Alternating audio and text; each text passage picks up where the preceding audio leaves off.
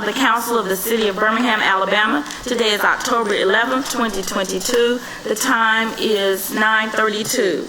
At this time, if you would join us for the invocation by Mr. Brian Blanks, firefighter, chaplain of the Birmingham Fire and Rescue Service, and the Pledge of Allegiance that will be led by Councilor Darrell O'Quinn. If you're willing and able, please stand. Let us pray. Dear Father, we appreciate you, we thank you, we worship you because of who you are and what you have done for us. We ask that your will be done in this meeting. We also call you into this meeting to have your way. Because of who you are, our provider, we ask that you lead the way for this city to function at its best with integrity. We ask that your wisdom flow freely in the minds of these leaders. We also come against any spirit of division that keeps us from maintaining a spirit of excellence and unity. We ask you to continue to empower us to forgive as you have done for us. We ask that you help us to continue to depend on your power to lead and guide us in the ways that we should go. We ask you to protect every person under the sound of my voice from any hurt, harm, danger that the enemy has planned. We thank you in advance that your promise for us, that your promise for our lives are done. In Jesus' name, amen. Amen. Salute the flag. I pledge allegiance to the flag of the United States of America and to the republic for which it stands, one nation, under God, indivisible, with liberty and justice for all. We thank you so much, Firefighter Blanks. We all know that this is National Fire Prevention Week and month, and so we pray continuously to keep all of our first responders safe, and we thank you for the services that you all provide to the residents of the city of Birmingham. Thank you so much. Thank you. At this time, Mr. Clerk, if you'll call the roll. Okay. Councilmember Abbott. Present. Councilmember Clark. Present. Councilmember Moore. Morning. Morning. Councilmember O'Quinn. Morning. Morning. Councilmember Tate. Good morning. Councilmember Williams. Councilmember Woods. Present. Council President Pro Tem Smitherman. Good morning. Good morning. Council President Alexander. Good morning. Thank you very much. The minutes are not ready from June 7th, 2022 through October 4th, 2022. The mayor is not present today, but do we have any communications from the mayor, Chief? Good morning, Madam President, Madam Pro Tem, members of the council, and members of the public. There's no mayor's report today. Thank you. We're always appreciative of the Joint Chiefs for being with us today. We know you'll lead us in his stead. Thank you very much. Yes, Council Pro Tem. Yes, thank you, Madam President. I do have a request. So Governmental Affairs sent this in, but South Titusville neighborhood has been asking about an update on speed bumps on Center Street. Now, they've gone through the process, and I know it's been analyzed, but we haven't gotten an update in a while. Yes, ma'am. We'll follow up with you, Madam Pro Tem. Okay, thank you. And one last thing, I do have to thank the Birmingham Department of Transportation, the mayor's team, and on behalf of the residents of District 7, paving has begun on Jefferson Avenue. Thank you so much. Thank you.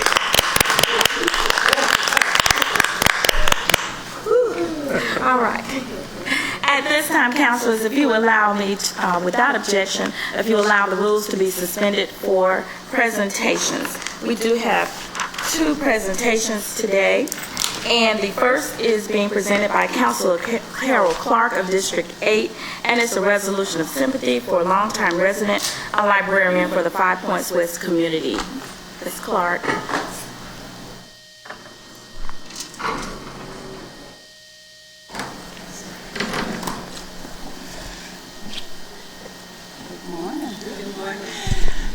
Thank you, Madam President and City Council and administration and everyone else present. Good morning. It's my pleasure to present this resolution this morning to honor a longtime public service whose service was really exemplary and, you know, a great example for all of us to follow. And do I do the UC first? Yes, go ahead. Okay, I'd like to make a motion for unanimous consent to approve the resolution. Zach. This is to entertain first. All in favor, let it be known by saying aye. Aye. Opposed? So you do it after, I guess. I'm sorry, I can't hear you. Pass it after, I guess. After I read it. Okay, thank you. So So I'm going to read this resolution of sympathy that the family has already been presented with. Whereas it is with profound resolve that this legislative body is moved to pay homage to a woman of indomitable faith and dedication whose purposeful life and community service will forever stand as a paradigm of and inspiration for others. It is with feelings of deepest regret that the Council of the City of Birmingham records the passing of Mrs. Virginia Gray Guthrie, who found refuge under the shadow of God's wings on Monday, September 26, 2022, at the age of 82 and is forever healed. And whereas Mrs. Virginia Guthrie is a longtime resident of Birmingham, Alabama, who was born to Virgil and Sarah Gray, she united in holy matrimony to Mr. John Talmadge Guthrie, Jr., who preceded her in death. Their family grew to share the love and adoration of their children, Virginia, Benjamin, Jessica, and John. And whereas Mrs. Virginia Guthrie's educational experience included receiving a Master's of Library Science from the University of Alabama in Tuscaloosa, her illustrious career of dedicated service with the Birmingham Public Libraries was spread over 55 plus years before her retirement. And whereas Mrs. Virginia Guthrie was a devoted and well-respected member of her community and leaves a legacy that reaches far into the Five Points West community, where she was honored with her portrait hung on the Wall of Distinguished Citizens at the Five Points West Regional Library. And whereas Mrs. Guthrie held a high torch for exceptional community service through her memberships and affiliations in several organizations, she served as chair of the development and naming of the Learning Tree Park, located adjacent to the Five Points West Regional Library, where she served as director to promote parent-child hands-on educational outreach to foster lifelong learning and academic enrichment. And whereas Mrs. Virginia Guthrie served faithfully on the initial Five Points West Crossplex Merchants Association board, helping to raise awareness and promote library services that are available to the businesses in the area. In addition, she served on various boards and worked relentlessly to make available hands-on services to all library patrons. Whereas Mrs. Guthrie was truly an inspiration and blessing to all who had the privilege to know and love her, her legacy of true grace, infinite selflessness, and kindness will shine on through all she encountered. She has now entered God's gates with singing. Everlasting joy crowns her head. Gladness and triumph have overtaken her, and sorrow and sighing have fled away. Many will sorely miss her presence on this earth. Now, therefore, be it resolved that the Council of the City of Birmingham, with Mayor Randall L. Woodfin concurring, pauses in its deliberations with immense sorrow and heartfelt condolences to the family of Mrs. Virginia Gray Guthrie. May future generations know and appreciate her love of God, her many benevolent deeds, and the respect and esteem she richly earned. Presented this 11th day of October, 2022, at the recommendation of Councilor Carol E. Clark. I'd like to make a motion to approve the resolution. Second. All in favor, let it be known by saying aye. Aye. All opposed?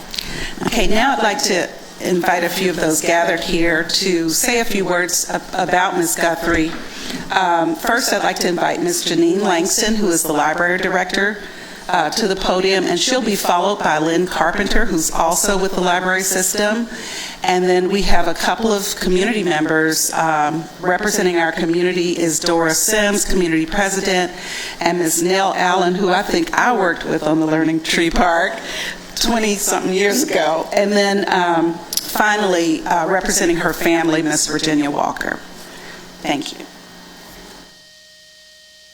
Thank you so much for the opportunity today. I am Janine Langston, and I serve as the Executive Director of the Birmingham Public Library. And I was just telling Jenny, her daughter, that Miss Guthrie, your friendly Mrs. Guthrie, as she used to say, hired me into the system 36 years ago. So I stand here today as one of her legacies. She set an example for all of us. She will sorely be missed, but she leaves behind a great legacy for all of us to follow. So thank you today for honoring her. Thank you.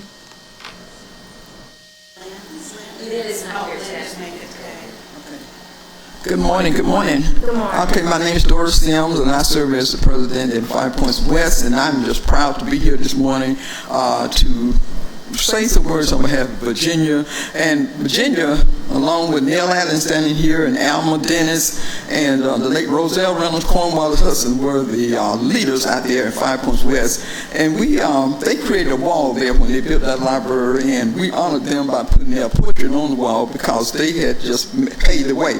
And today, those of us who are leaders there are leaders because of the contribution by Ms. Virginia Guthrie. So I'm just proud to stand here today and to say thank you all for what y'all doing on her behalf. And also because of Jenny, my daughter Tiffany, we all were shared at Central Park Christian School. We traveled around the state. Jenny was a cheerleader, and my daughter was a basketball player. So we have our roots go way back working with Ms. Virginia Guthrie. She was a leader out there in our community. Thank you. Yeah. Good morning. Good morning. I'm Nell Allen, and I consider Virginia as my sister. She worked day and night with me and Alma to get that Learning Tree Park going.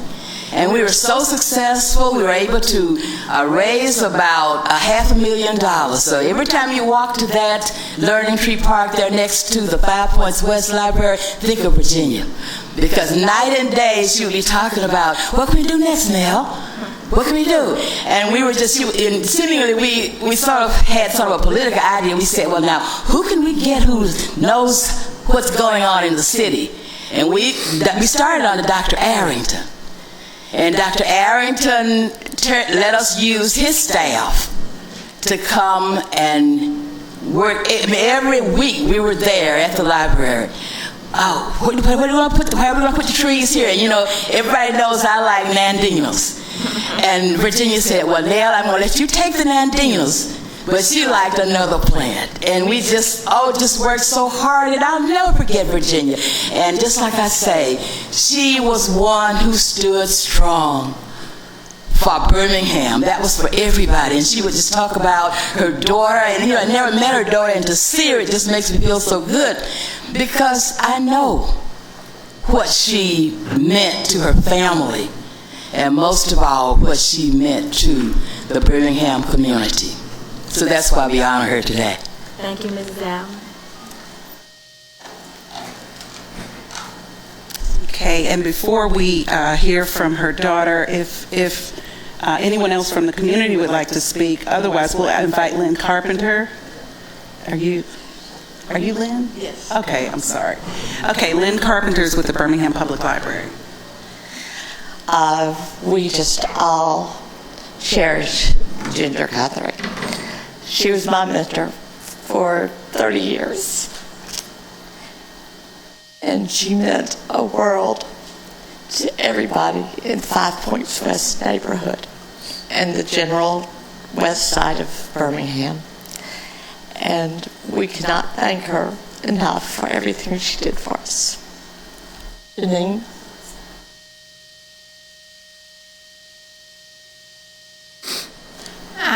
I'm Virginia Walker. I'm her daughter. I just really appreciate that you guys have invested this small amount of time into my mother. She invested her entire life into your community, and she loved the city of Birmingham and all that it stood for. And we really feel honored that you guys have taken a moment out of your day to recognize that. Thank you so much. Thank you. Thank you. We do appreciate the work of your mother and the dedication that we've heard from so many people that worked with her. And I'm thankful for the work that she did in the 5 Points West and the western side of Birmingham. So thank you so much. I have a soft spot when it comes to librarians, and I feel they're the windows of the world. You walk in and they can always tell you what to do. So I appreciate your mom, and I appreciate those that she's mentored. Thank you very much. I don't know if counselors, anything. Thank you so much. Thank you all.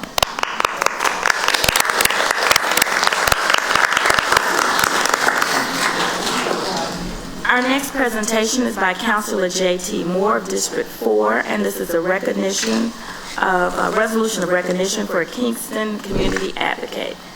Councilor Moore.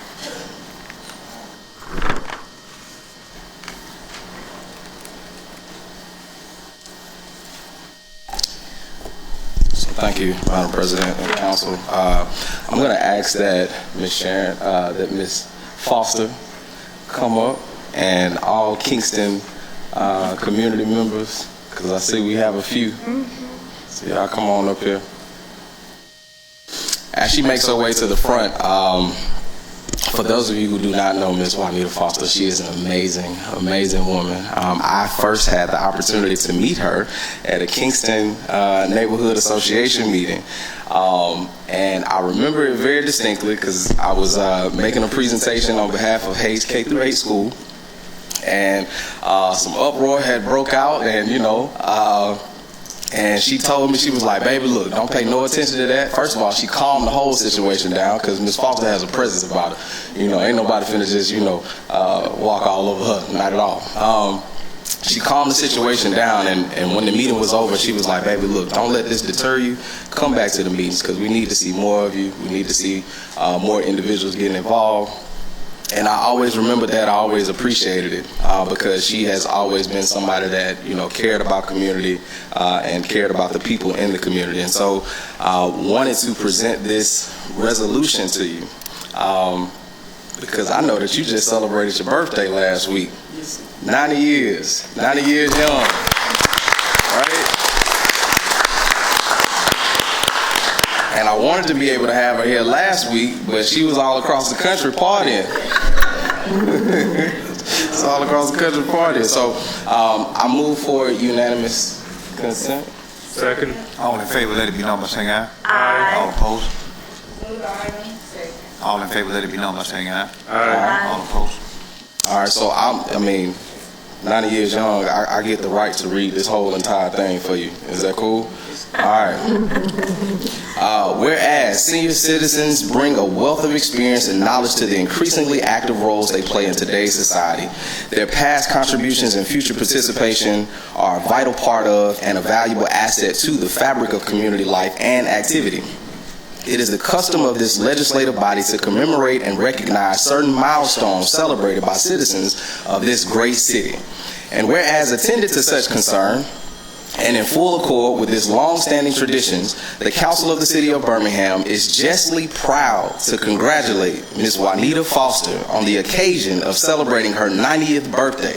She has truly enriched the lives of those around her through her service and love for others. And whereas a resident of the Kingston neighborhood for 62 years, Ms. Juanita Foster was born in Lafayette, Alabama on October 5th, 1932, to the mother of Annie Ruth Allen Smith. Her educational development began as a student in the Chambers County school system. In 1960, she relocated to Birmingham, Alabama. And whereas a woman of deep, abiding faith, so very true, Ms. Foster solidified her covenant agreement and commitment to her Lord and Savior at an early age and shares her profound faith in God with all she encounters. She united in holy matrimony to her soulmate, Mr. James Foster. Their marriage spanned for many years, sharing Christian love and unity for four beautiful children who were born to this union. And whereas a true asset to her community since 1960, Ms. Foster is recognized as a stalwart and pillar in the Kingston neighborhood, serving wherever needed to build a better place to live and raise a family. A call to action in 2016 occurred after the demolition of the Kingston Fire Station. After many years of serving meals to the firemen and women who served there, Ms. Foster played a pivotal role in getting a replacement fire station for her neighborhood. In addition, in an effort to reduce the incidence of gun violence in 2016, Ms. Foster, alongside other community partners, hosted the first Get to Know You Neighbor Day. or Get to Know Your Neighbor Day. During this celebration of love, the council applauds Ms. Foster for her unwavering dedication and boundless service to the members of the Kingston community. Now, therefore, be it resolved that the council of the city of Birmingham, with Mayor Randall L. Woodfin concurring, congratulates Ms. Juanita Foster on the joyous occasion of her 90th birthday. This birthday celebration provides a fitting opportunity for her family and friends to share with her a small portion of the enormous joy and love she imparts to so many others. She possesses a positive outlook and remains young at heart. Presented this 11th day of October 2022 at the recommendation of Councilor J.T. Moore. Thank you, Ms. Foster. Now, I want to give her an opportunity to speak, and then I also want to give some of the community members that have joined her today to speak as well. I just want to thank you all for the gift you give me today. I'm getting it while I'm living. I'm thank you for everything that I can be able to. I'm going to continue on doing in my neighborhood what I've been doing. I'm not giving up on my neighborhood, and I'm going to always pray, lift you all up every day in my lifetime. Thank God for being here, to be able to walk by faith and not by sight. I always tell everybody the way to live in life is through Christ Jesus. Always keep your mind on what he told you to do, not on what the world is telling you to do. And I'm here to help the young peoples. I ask God to let me help young peoples and strive for better things for them, because we got so many young people that need our help. So I'm going to keep on doing that as long as I'm in this world, and I'm planning on being here a long time.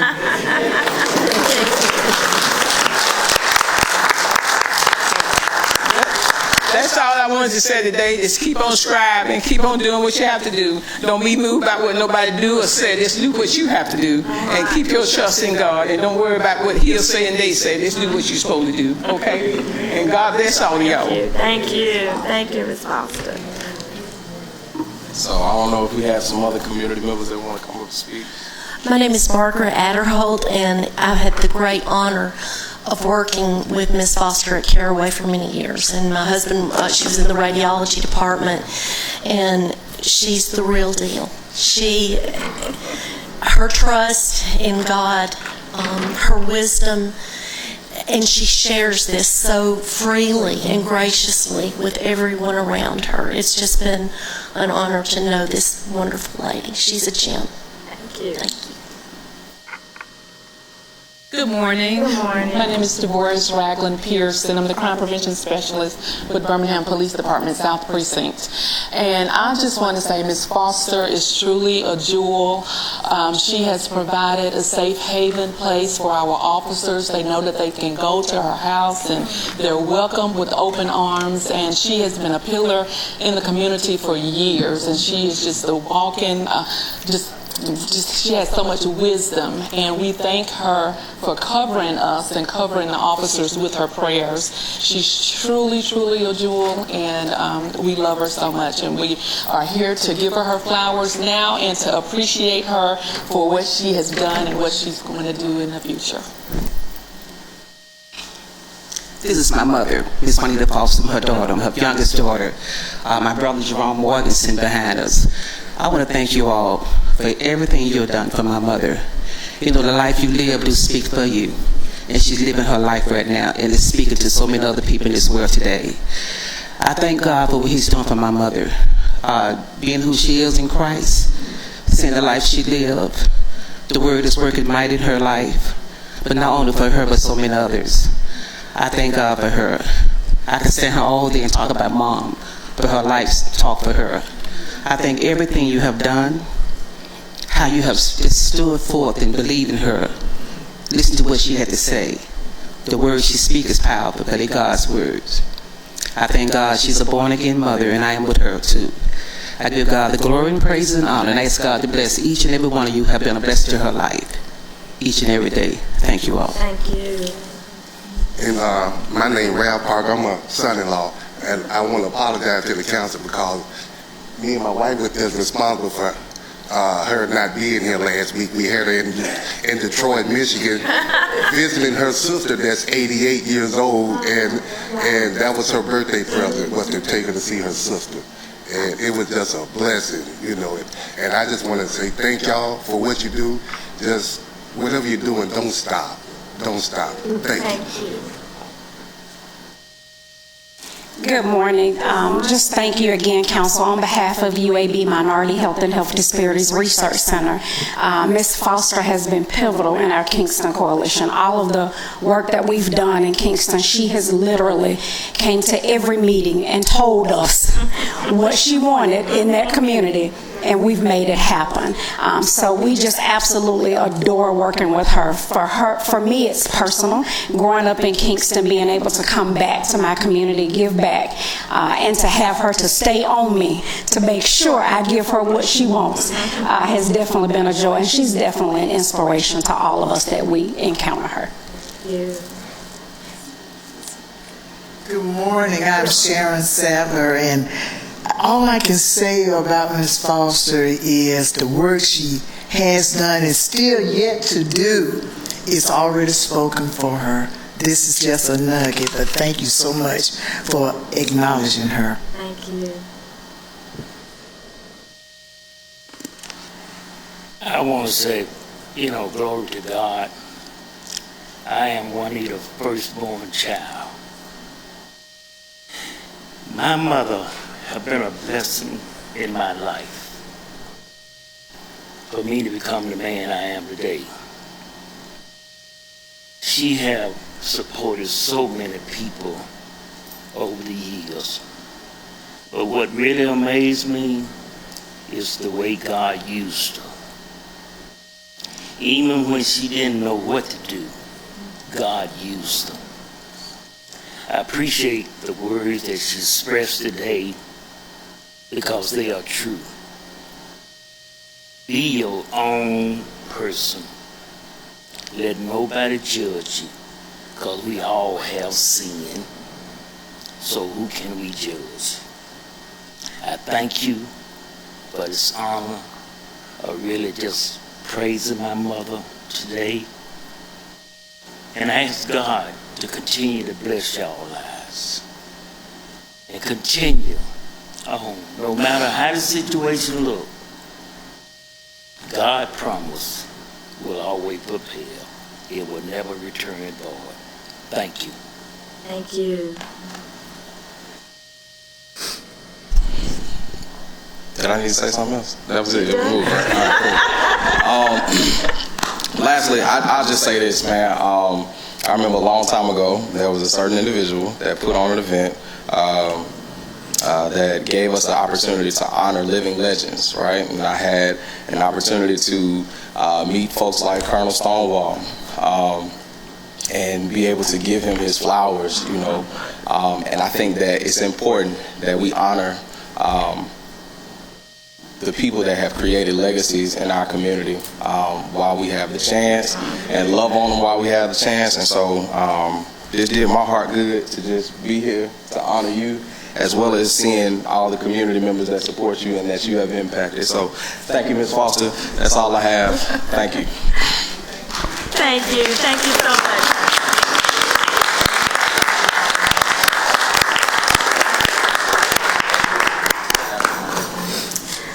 All right, councilors, at this time we'll return to our agenda. Mr. Clerk, if you will read the items that are be considered for consent. Okay, our consent agenda starts on page 2 with item 1. And page 5, we have item 2 on consent. Page 7, item 3. Page 8, item 4. Page 11, items 5 and 6 are on consent. Page 12, items 7 and 8 are on consent. Page 13, we have items 9 and 11 on consent. Please note that item number 11 was recommended by Budget and Finance, and we also have a request for a monetary change to item number 11, adding $20,000, making the total amount $132,972.93. That's $132,972.93. That's for item number 11, an additional $20,000. And that's for what district? 4? Okay. And we pick back up with the consent agenda on page 14 with items 12, 13, and 14. On item 13, we're changing that amount to decrease the funding for District 8 to $1,000, making the total amount $6,000 for the not to exceed amount on item number 13.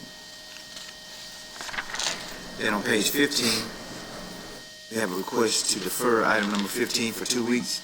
It's on consent now. We'll remove that. And then we have items 16 and 17 on consent. And item number 16 is recommended by Budget and Finance.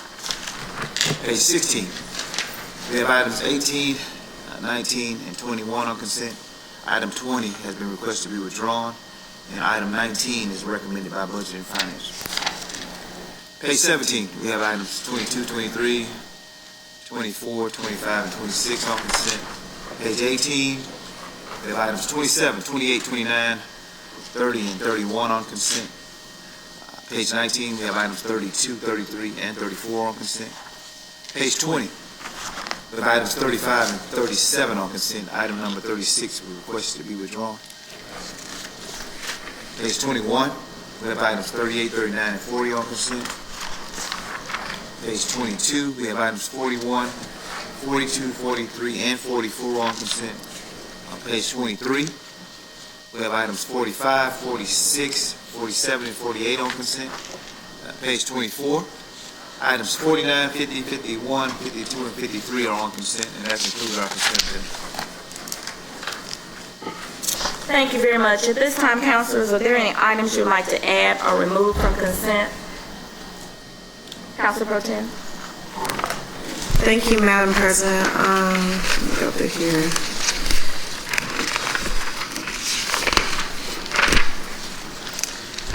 I think item 10 was recommended by Budget and Finance yesterday. It was. Okay.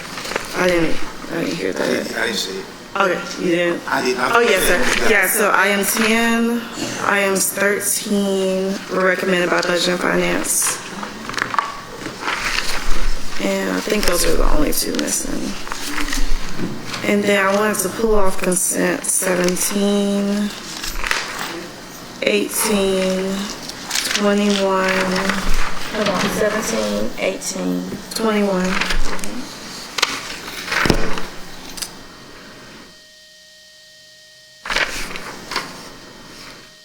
46, 47, and that's it. 46 and 47? Yes. Any other items, councilors, that you'd like to have added or removed from consent? All right. Oh, I'm sorry, Councilor Williams, sir. No, you're good. Can we pull off item 48? Item 48 on page 23 has been requested to be removed from consent. Any other items? All right. All items designated as consent are routine and non-controversial and will be approved by one motion. No separate discussion of these items will be permitted unless a council member, the mayor, or citizen interested in a public hearing so requests. If so, such items will revert to its normal place on the agenda order of business. All matters of permanent operation, indicated with a P, will be read. All other matters will be announced by reading the item number only. All public hearings will be announced. Councilors, can I entertain a motion and second for approval of the consent agenda? Madam President, before we do that, did we put item 12, or did we take item 12 off of consent? It's on page 14. No, we did not. Can we do that too? Perfect. The issue about the school children. Item 12, councilors, has also been requested to be removed from consent. Madam President. Yes. If it helps the council, we have some language that we want to add into the resolution. If that satisfies your concerns about that agreement, we can add it now. Okay, well, we can, yeah, I just want to make sure that what we discussed yesterday in Budget and Finance gets. So at this time, do you want to go ahead and, If he can read it into the item for it to possibly stay on consent. or can we wait? Let's just have it off of consent. That's fine. Very good. Okay. We were just going to remove the item from consent. We're trying to add any language to it. And we'll deal with it when it comes up. Okay. Thank you. Thank you very much. All right. Councilors, at this time then, we are considering a motion and a second for approval of the consent agenda. So moved. Second. I got the second. Who made the motion? Oh, me. Okay.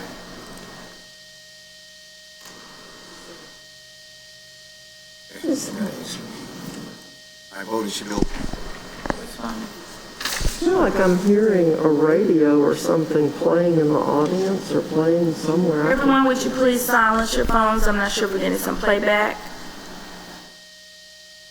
All right.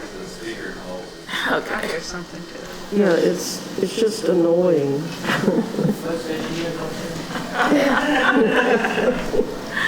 We're missing one vote. All right. Thank you, councilors. The consent items passed. If you were here for any item that was listed as consent, it has been approved. We hope you have a great morning, and we'll continue with the rest of our agenda. Mr. Clerk.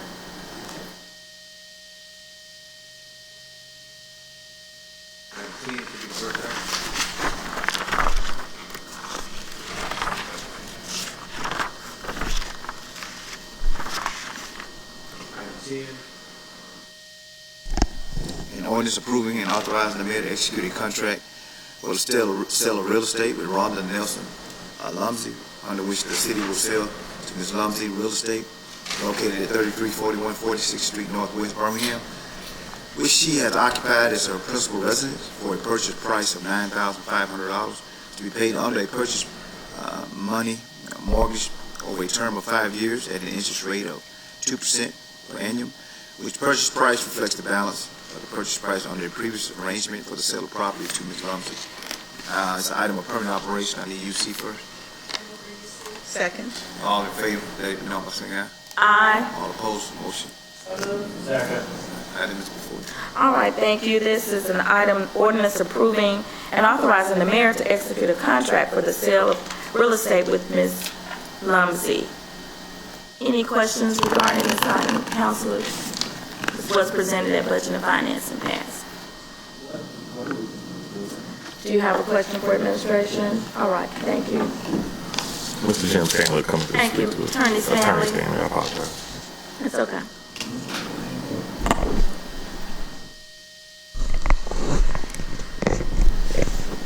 Good morning. Good morning, Jim Stanley from the Office of the City Attorney. And I just want to know if you'd give us an overview of what we're doing. I mentioned this to Budget and Finance yesterday. Really what this item represents is a chance for the city to rectify probably a series of unexplainable events relating to this property that go back to 1989. The city agreed to sell the property to Ms. Lumsey. She was Ms. Nelson at the time, and it was financed by a mortgage. At the time it was sold, a deed was not delivered to Ms. Nelson for whatever reason, but a mortgage was taken and a promissory note was signed. She paid for a few years, ran into some financial difficulties, and got in default, and then there was a foreclosure in 1993. But after the foreclosure, she remained on the property and was allowed to resume payments on the debt for a number of years, definitely until 2010. I think as possibly as late as 2014. And she continued to pay down the debt, and then had some damage to the property she needed to have repaired, and the contractor observed that she did not have title to the property. So what we're doing now is really just picking up where she left off when she quit making the payments. The balance was approximately $9,500. The interest rate before had been 2%. So we're really putting her back in the position that she was when things broke off. And we will give her a deed this time, which was the first thing that should have been done. Councilor Williams. So my question is, there's no independent mortgage company. The city is acting as the mortgage company? Yeah, this was financed through a HUD program. Okay. It was in effect in 1989, so this is under community development's jurisdiction. Okay, got it. We talked to the new leadership there, and we all thought this was a reasonable solution to proceed. Okay, I've just never seen this be a... It's unusual just because of the history. Okay, thank you. Any other questions? Councilor Clark. It seems like we've created a lot of duress, and we could award her the property for less, but, anyway, that's all I have to say.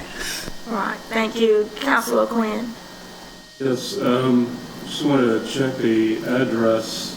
The item, the summary in the agenda says 3341 40th Street Northwest. Should it be southwest? Yeah, it should be southwest, and the street number, and that was, I think, part of the issue back with the foreclosure is either 39 or 41. We deal with a legal description. That's all I'm concerned about. It's a lot and block, and if we have that right, the address is really not as significant. What matters is the correct legal description. Okay. Thank you. Any other questions for administration? City Attorney, thank you, Mr. Stanley. At this time, councilors, we can entertain the vote.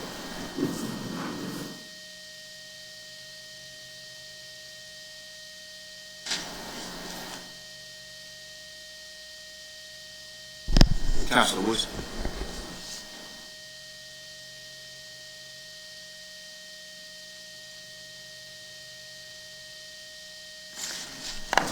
All right. I don't know why I was waiting on 10.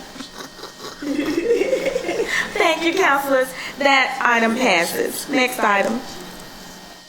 Okay. Item 12. A resolution authorizing the mayor to execute for and as the act of said city and event sponsorship agreement with the Birmingham FC LLC, under which the Birmingham Legion shall host its 2023 and 2024 USL home soccer games in the city and will promote the game of soccer in the city. Mic is out. No, phone. Promotion of the Birmingham Legion games are expected to increase tourism in the city by bringing fans and visitors to the city, which will generate additional sales and lodging tax revenue, and will provide positive publicity to the city from print and electronic media coverage. The city will provide financial incentive to Birmingham Legion in an amount not to exceed $100,000 pursuant to the amendment number 772 for games played in the city. And I need a motion, and then I'll make the correction. Second. Thank you, councilors. This item again is a resolution authorizing an agreement with Birmingham Legion. I know there was some conversation yesterday during budget and finance, so Mrs. Abbott, I know you wanted to pull this one off consent. And I know there's some language that is being added to satisfy. Yeah, all I wanted to say is that yesterday at Budget and Finance, we asked about clinics and promotions in the school system to make sure that our young people have an opportunity to learn about and play soccer, and it wasn't in the contract, but the city clerk has some language now that can be added. Okay, and I'll even note that Attorney Sheffield can chime in if he likes, but the change, it doesn't affect the 77-2 agreement, so it doesn't have to be republished, so we know that. That's what he noted to me. So the second to the last word, it should be before that last word is. We're going to add the language, whereas the city and the Birmingham Legion desires, and the Birmingham Legion agrees to work with the Birmingham Board of Education to promote the, Keith, I can't read your hand right.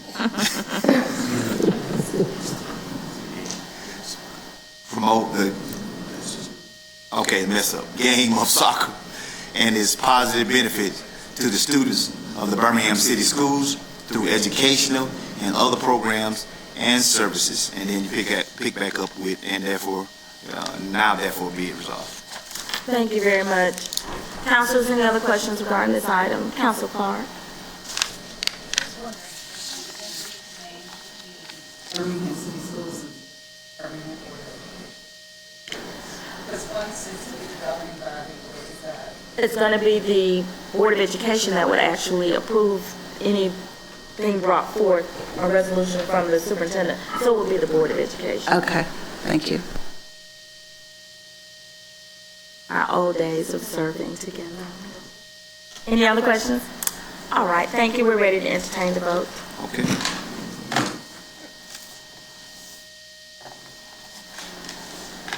With the modification. With the modification and the language added. Thank you. Councilors Moore and Woods.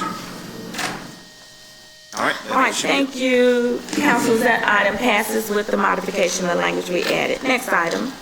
All right, looks like we're going to item 15, a resolution approving and authorizing the mayor, hold on a second, to execute as the act of said city a housing investment partnership program and development agreement with the city of Birmingham and the Housing Reinvestment Corporation of America, on which the Housing Reinvestment Corporation of America will be awarded funds under the Home Investment Partnership Program and the American Rescue Plan Act for the purpose of 1, constructing 16 affordable single-family new construction units in Woodlawn community, 2, on-site infrastructure improvements, and 3, mortgage assistance for the development of the project for an amount not to exceed $892,182. Motion on that. Second.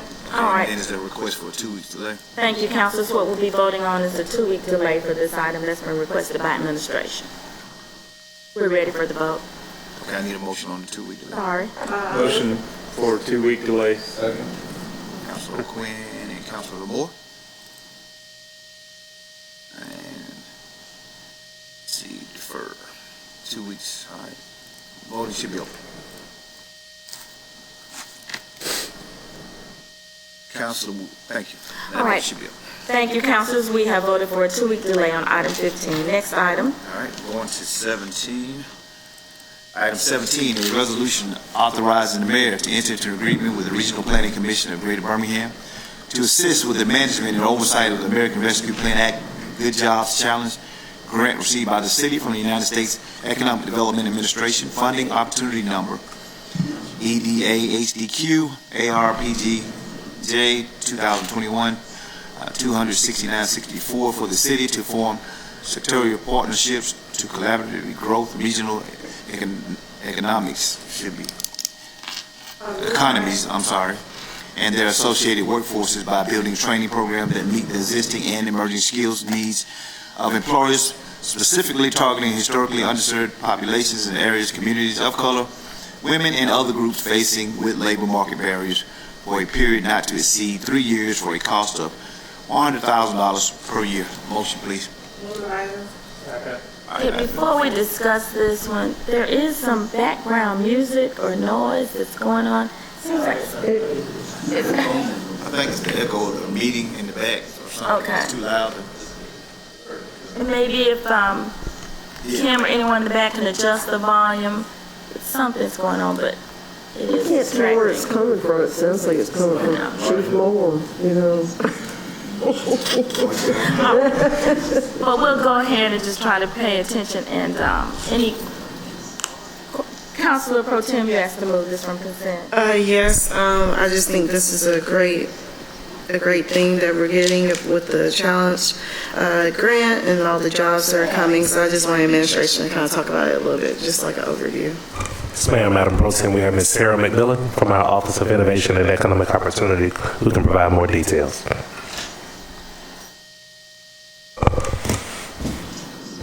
Good morning. Good morning. It's good to see you all. I think the last time we were here was when we were applying for the grant, so it's good to be able to celebrate that we won. So specifically, we won $10.8 million. That's okay. Whatever it was. Okay. Ready? Yes. Okay. We were awarded $10.8 million from the Economic Development Administration for the Good Jobs Challenge grant. So we were one of 32 recipients over like hundreds of applicants. I want to say over 500 applicants. Our project is the Birmingham Regional Health Partnership, which is intentionally designed to place historically excluded job seekers into high-demand healthcare roles. Our grant was very competitive because we have an amazing healthcare sector here, and so essentially this will build on our already existing opportunities to grow that and really connect job seekers who haven't really traditionally had the ability to cross over and compete for those jobs. Over the grant period, we'll train 1,000 job seekers throughout the region, placing 800 of those job seekers within healthcare roles or healthcare adjacent roles throughout the region. We know that 39% of the population in the region is not currently participating in the labor force, largely limited by access to education, access to child care, their involvement in the justice system, or just quite frankly systemic racism. And so we are committing that over the grant period, 96% of the job seekers that will be placed will be coming from a target population to include Black people, women, people who have experienced the justice system, people with disabilities, and other job seekers that are historically limited. So the agreement before you is for grant administration services to be provided by the Regional Planning Commission of Greater Birmingham.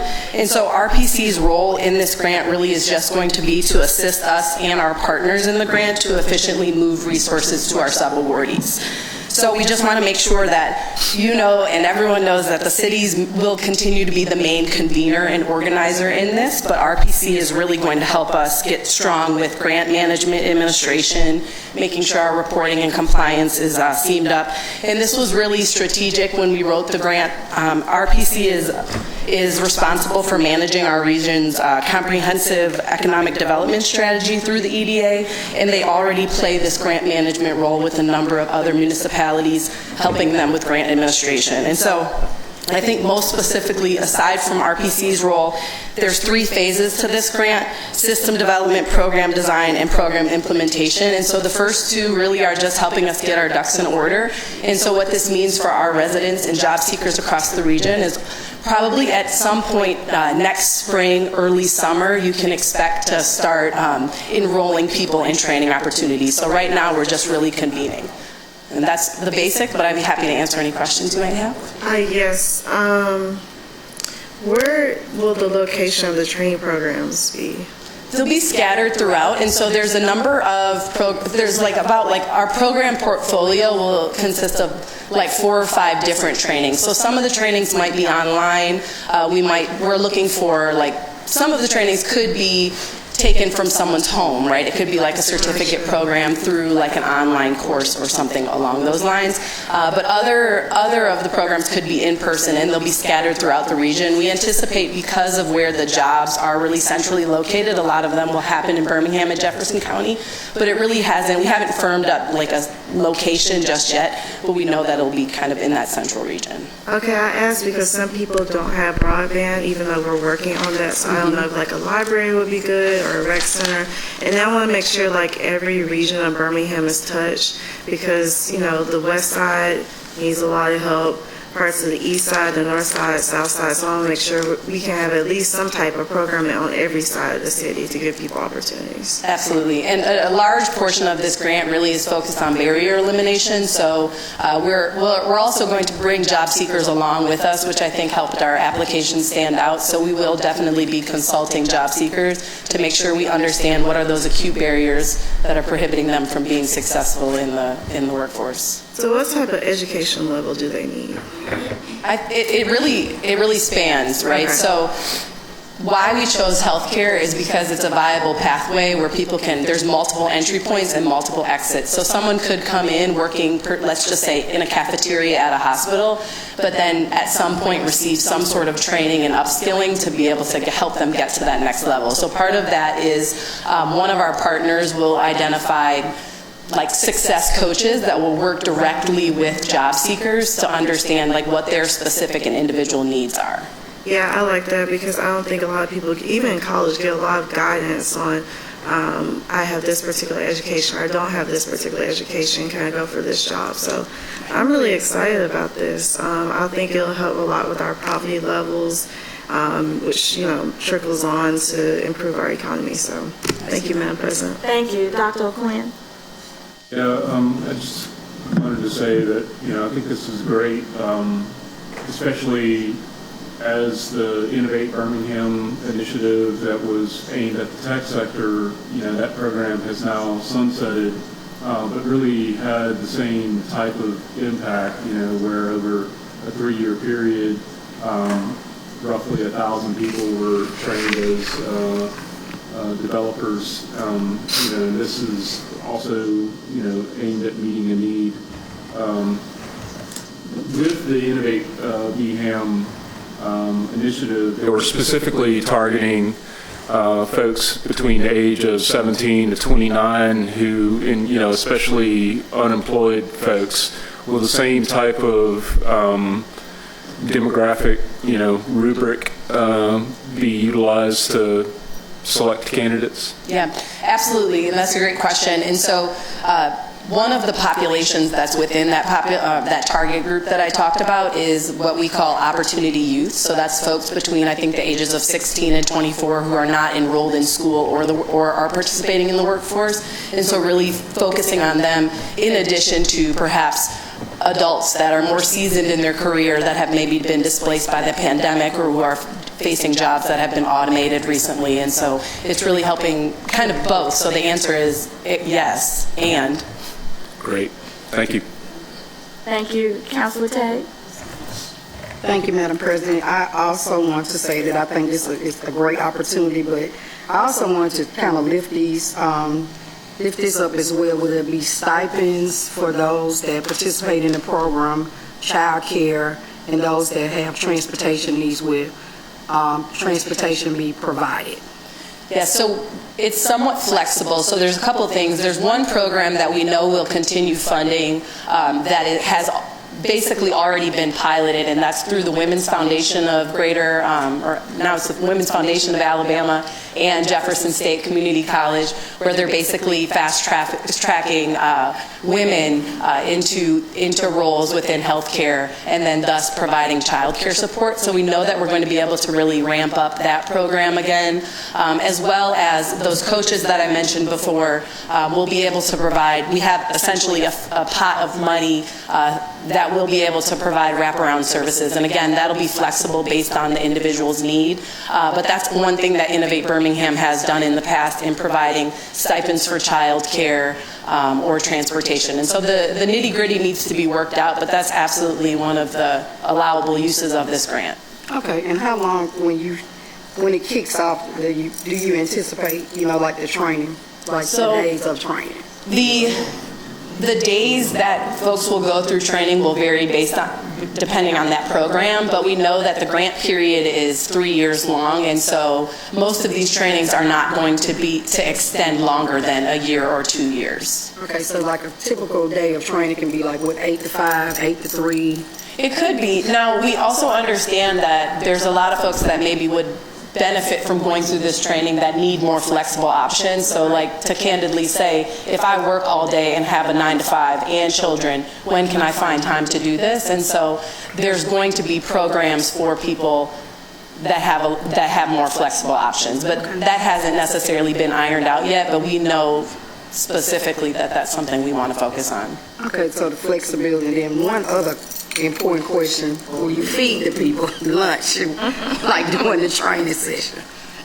I don't know that we've, to be honest with you, I don't know that we've thought about that. But again, the really great thing about this grant in particular is that it really is focused on priority populations and barrier elimination. And so again, our theme throughout this entire process has all been about accessibility, and I think just because something's accessible doesn't mean that it's accessed, and so we're really focused on what people need to be successful, and so hopefully that comes up, and if it is, we'll find a way. Thank you, Councilor Clark. Congratulations. Is this working? Trying anyway. Congratulations. I do think this is really huge for Birmingham. It's a big award, and you seem to have really good partners to help implement this, and I agree with you. The RPC has a long track record with the EDA. We have a track record too. I don't know that it's the best, because in my time, the EDA revolving loan fund, we never had much activity in it. So I don't think we were superstars in administering their funds. But wanted to just ask about two partners, and if you consider them, the Housing Authority, of the Birmingham District. I know they have a lot of incentives around work through their family self-sufficiency programs, and they also tend to house, our city's lowest income people, so our families. And also Strive Birmingham, I heard an announcement some months back about a new economic development entity that's a national player. Are they, looped into this some kind of way or associated at all? That's a great question. So Strive has been at the table and actually helped us write the kind of brainstorm around what this grant might look like. And so Strive's model is really that they meet directly with employers to understand their acute pressing needs, and then they build reflective training that makes sense for that employer. So Strive will absolutely be providing training, and they'll be one of the main training providers. And Strive, again, their model, they have a great track record working with folks who have come out of incarceration, as well as providing resources to make sure people can actually get to the job and do what they need to. So the answer to Strive is yes. The Housing Authority is a great suggestion on someone that we should loop into this process for that very reason. The way that we built the grant and how we'll function operationally moving forward is there's 4 groups. So there's this Health Sector Leadership Council that's comprised of all of the major employer leadership, so CEOs of most of the major employers in the region. And then there's a more human resource side that will also convene to make sure that we're understanding what healthcare needs, like specifically. So one group is really around buy-in, the other group is to make sure that we are specifically training people so that they can come to get the job, right? Making sure credentials match the job. And then we're also going to be including job seekers at the table. So we're actually convening roundtables of job seekers to really understand what the need is, because we don't want to build programming that's not accessible. So I think that that's probably a group that the Housing Authority can play a role in. Yeah, that sounds incredible. Thank you. Yeah. Awesome, thank you. Thank you very much. Before we consider the vote, I don't want to be repetitive, but I've said this each time that this item has come before us. Fantastic job with the way that the grant was written and presented. Council Pro Tem and I were actually at a national meeting, and we met the undersecretary of the EDA. And sometimes when people say, "Oh, you're from Birmingham," and you kind of go, "Yes." And yes. And so in this case, she was just very, very complimentary and noted the grant application. And so we sort of walked away with the sense that we may come off big with this one. So thank you very much. Thank the team, everyone that worked on this. Thank you. Councilors, are we ready for the vote? Thank you.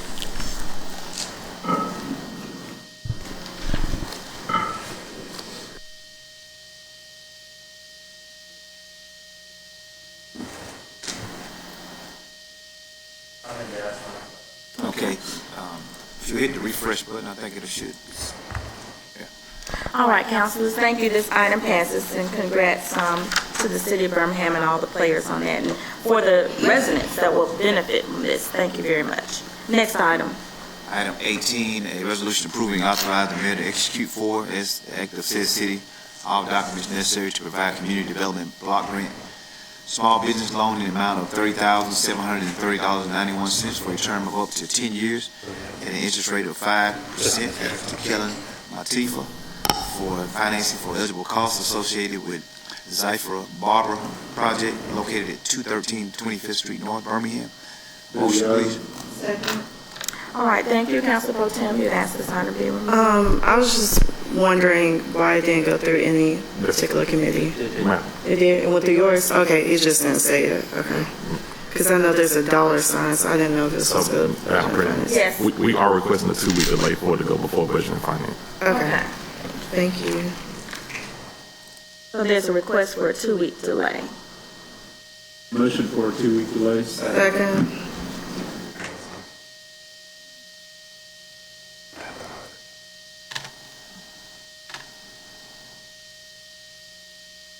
All right, thank you, councilors. There's a 2-week delay on that item. We'll see it again. Next item. All right, should be item 20, which is requested to be withdrawn.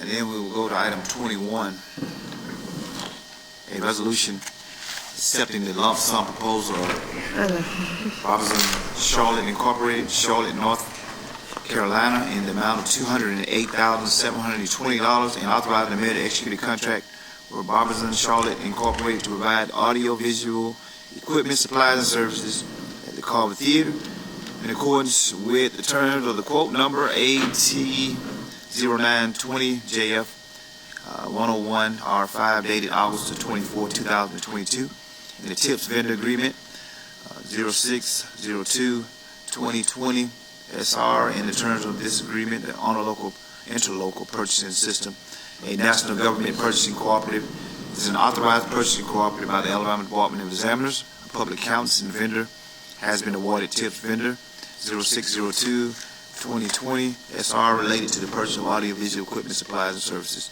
in accordance with the Code of Alabama 1975, Section 41-16-51A-15. Do the item. Thank you, Council Pro Tem. Just really same question. Traditionally, these items don't go before a committee. No? No, Okay. because we're purchasing this off a cooperative. Okay. And because it's before the council, it reaches the $10,000 threshold for council approval. Okay. All right. Just a question. Thank you. Thank you, Dr. O'Quinn. Yeah, just as a way of explanation, so in the renovation of the Carver Theater, the lighting for the stage, this is a component of the lighting that wasn't included in that project. Gotcha. So this particular, project will complete, the full scale lighting that you need for that type of venue, and make it possible for the Carver to host, a wide variety of acts. And I believe, Chief Mitchell, that the funding for this is coming out of IEO. No, we changed that, Madam President. Yes. No, this is capital project is funded out of deferred maintenance. Okay. Thank you. Thank you very much. Any other questions regarding this item? We're ready for the vote. Thank you.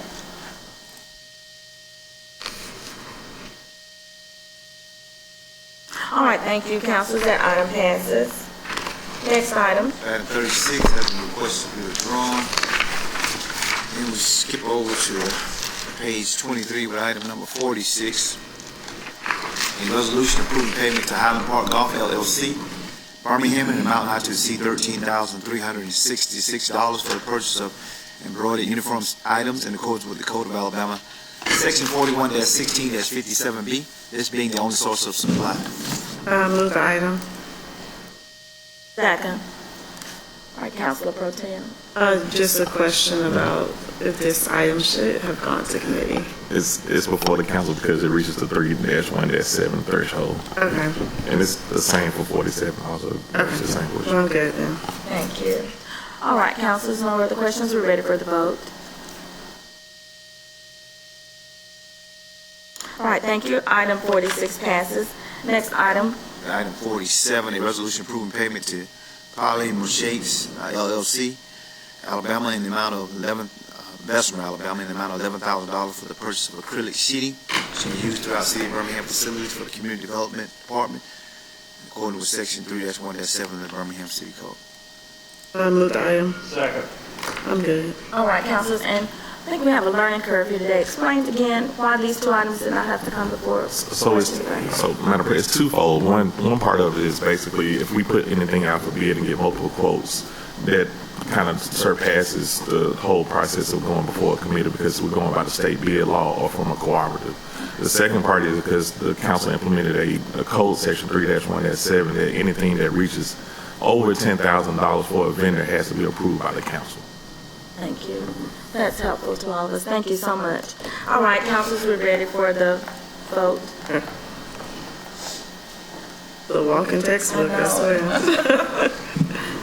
All right, thank you. Item 47 passes.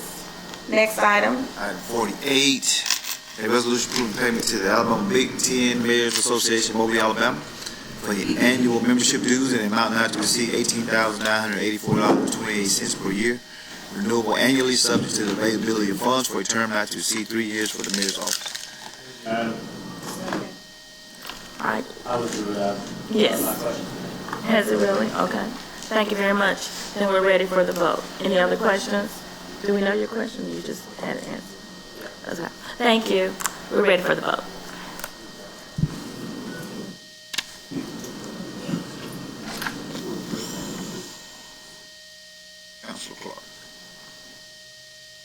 All right, that item passes. Next item. All right, looks like we're going to 54 on page 24. A resolution setting a public hearing November the 15th, 2022 to consider the adoption of a resolution assenting to the vacation of 5,741 square feet of right-of-way that is located parallel to and between Highland Avenue and Ireland Way and perpendicular to and between 22nd Street South, 11th Court South, so that the owner can consolidate property on behalf of the 22nd Street Partners LLC owner, case number SUB 2022-64.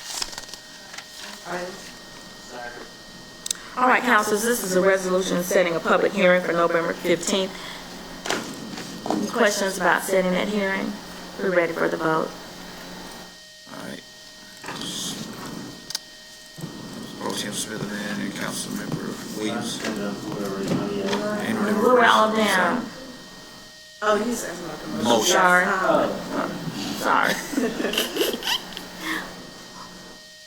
All right, voting should be open in just Thank about you, now. Mr. Clerk. Thank you. All right, thank you. That item passes. We've set that public hearing for November 15th, 2022. Next item. Item 55, a resolution setting a public hearing November the 8th, 2022 to consider the adoption of an ordinance to amend the zoning district map of the city of Birmingham, case number ZAC 2022-10, to change zone district boundaries from R3 single family residential district to I1 light industrial district, filed by Alex Patellito of Shoal Engineering, applicant representing the owner CMC Steel, Alabama, for a property located at 8 52nd Street North, 5 52nd Street North, 11 52nd Street North, and 17 52nd Street North, and situated in the southwest quarter of Section 21, Township 17 South, Range 2 West, Birmingham. All right, councilors, we'll be voting to set a public hearing for November 8th for this zoning item. Any questions regarding setting the hearing? We're ready for the vote. Voting should be open. All right, councilors, we set that hearing for November 8th, 2022. Mr. Clerk, do we have any other items for consideration? That should be it. All right. Thank you. At this time, councilors, we'd like to have an opportunity to give your updates for your districts. We'll start with District 1, Councilor Woods.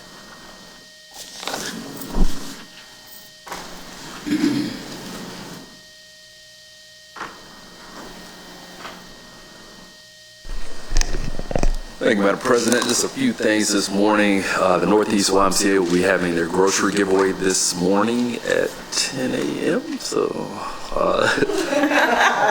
hustle over.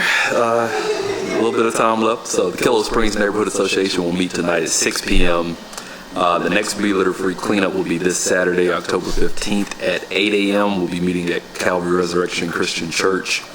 The Roebuck neighborhood will host a fun day on Saturday, October 15th at noon. They will be at Don Hawkins Rec Center. Walk with the Dock and Gardening Day will take place on Sunday, October 16th at East Pinson Valley Walking Track at 4:30 p.m.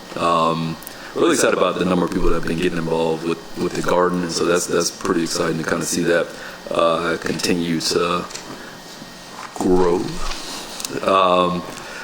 Lastly, we'll host a Fall Severe Weather Preparedness Awareness Day in partnership with Archwell Health on October 18th from noon to 2 p.m.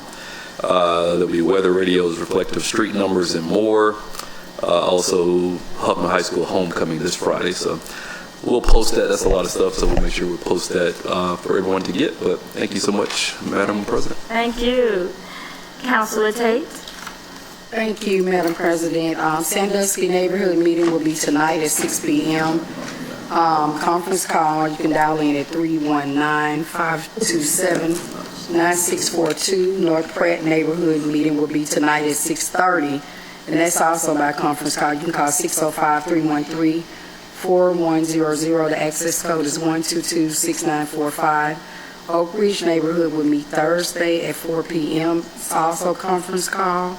You can dial 952-206-4918. The access code is 223-418. And Hooper City will meet on Thursday at 6 p.m. in person at the Hooper City Rec Center located at 3901 4th Street West. And you can also join them by conference call by dialing 978-990-5000. The access code is 199-737. Public safety meeting will be today at 1 p.m. The next public safety meeting will be Tuesday, October the 25th. You can submit your agenda items to Brandon McCray no later than Thursday, October the 20th by 1 p.m. Also, the Antioch Missionary Baptist Church Senior Pastor Dr. Hugh E. Hammonds will host a COVID clinic this Saturday from 10 to 3 at 1220 Hattie Street, Birmingham, Alabama 35214. They're doing the first, second, and pediatric doses, and booster shots are available. The next state of the district for District 9 will be October the 20th, and that's going to be at McAlpine Park from 6 p.m. to 7:30 p.m. It's located at 1115 Avenue F, Birmingham 35218, and you can call in as well at 564-888-5518, and the access code is 818017. And finally, Madam President, we would like to invite everybody out to the Let's Talk Peace, Healing, and Public Safety Sneakers Race, so wear your best kicks. That's going to be on October the 22nd from 10 a.m. to 12 p.m. That's going to be at the Crossplex, located at 2340 Crossplex Boulevard. Also, I really want to thank Big Race Media, Mike Jennings and Young Vocal, and all of the citizens of Birmingham that came out to the Legion Field bus parking lot. I really want to thank Shanae and her team. We put a show on at Legion Field, so level up, Councilor Moore and Councilor Woods, because the numbers were like in the thousands, so it's going to be good to see you guys level up Patton Park like we did at Legion Field. Thank you. Thank you, Councilor Tate, and congratulations from all of the views that I saw on social media and other outlets. It was a very successful event, so thank you very much. A safe summer series continues. Thank you. Councilor Williams. Thank you, Madam President. Roebuck Springs will be meeting this Thursday, the 13th at 7 o'clock at the regular place at New Beginning Church. And the Legion will be playing their last home game tomorrow at 7 o'clock at Protective Stadium. So let's pack it. Let's fill it out. Yeah, let's fill it out. They're going to be playing Indy 11, so hopefully another win for Legion, who's having a great year. So. All right. Dr. O'Quinn. Thank you, Madam President. Today is the submission deadline for our rail crossing elimination grant application. So just want to urge everyone to lift up their prayers, get in touch with your Zen, align your chakras, get out your voodoo dolls, cast your spells, whatever it takes. We want to get this funding to get a decades-long issue solved here in Birmingham. So really hopeful for that. Also had a request to our Joint Chiefs. Went out to 9th Street North over by the daiquiri shop yesterday and saw that they're painting the street, and it's a little different configuration than what Birmingham drivers are used to. So with your permission, we would like to have a member of the Birmingham Department of Transportation join me out there on location with our PIO staff to do a little educational video kind of explaining, what's going on there with the the parking moved off the curb and there being a protected bike lane next to the curb. Just want to, explain that to folks so that we can eliminate some confusion.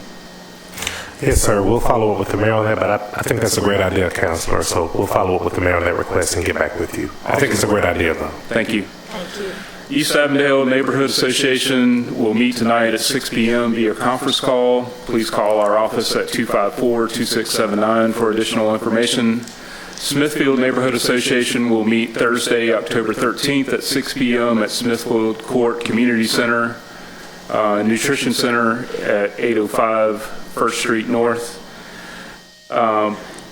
There will also be a Smithfield Community Paint Party. Create Birmingham is leading an asphalt art initiative to install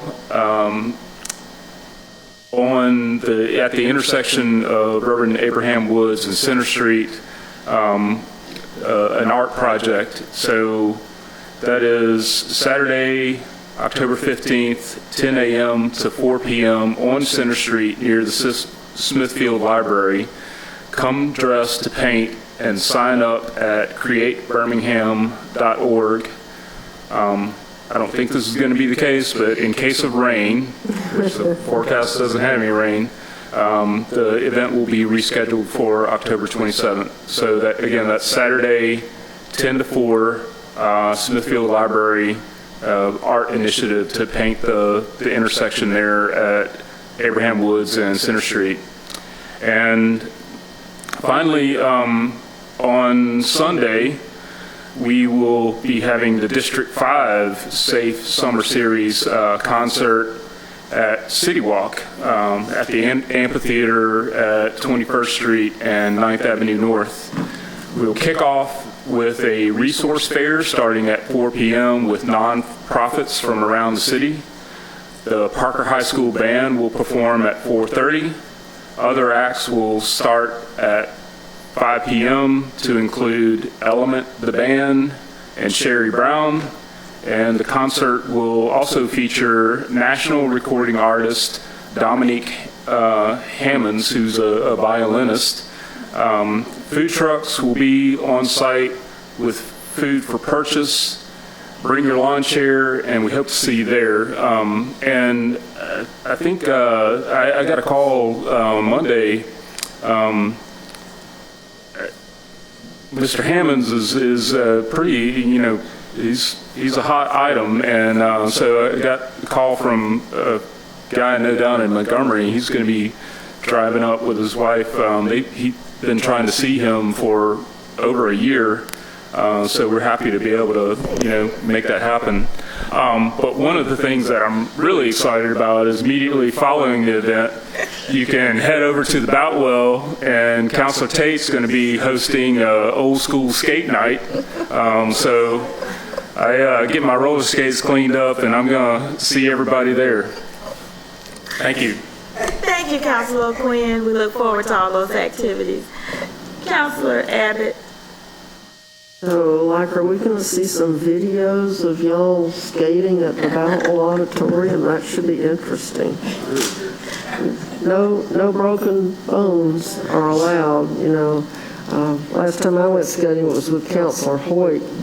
That was pretty funny. But we both stayed up. Okay, the Planning and Zoning Committee meeting scheduled for tomorrow at 3:30 p.m. has been canceled.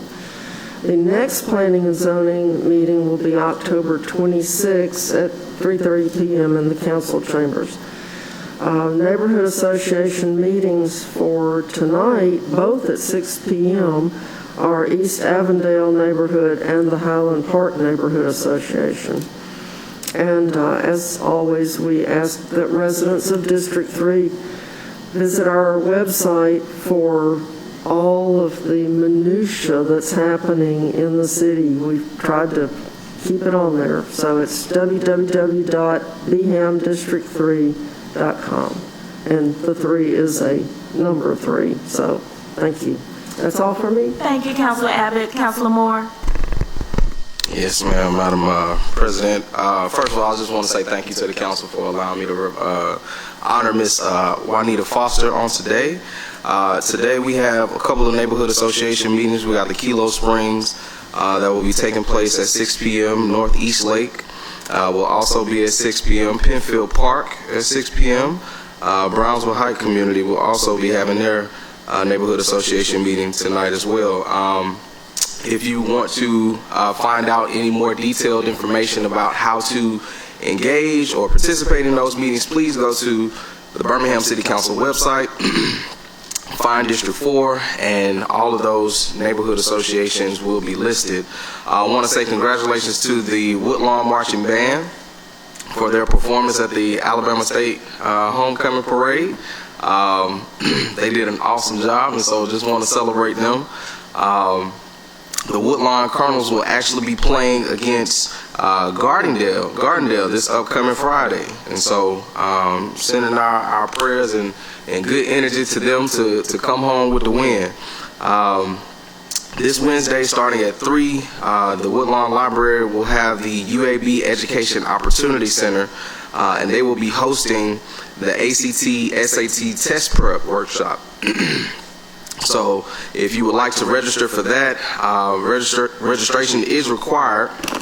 So please call 205-595-2001 or go online at Birmingham Public Library, bham.lib.al.us to register. Also want to say congratulations to the Tuskegee Tigers for bringing home that W. TU. Okay, ain't nobody in here. You know, I'll do it myself. So yeah, definitely want to celebrate them. That was a big win. So go Golden Tigers. Also, since Councilor Tate put it out there, since she wanted to say something, let me find it right fast. Oh, here we go.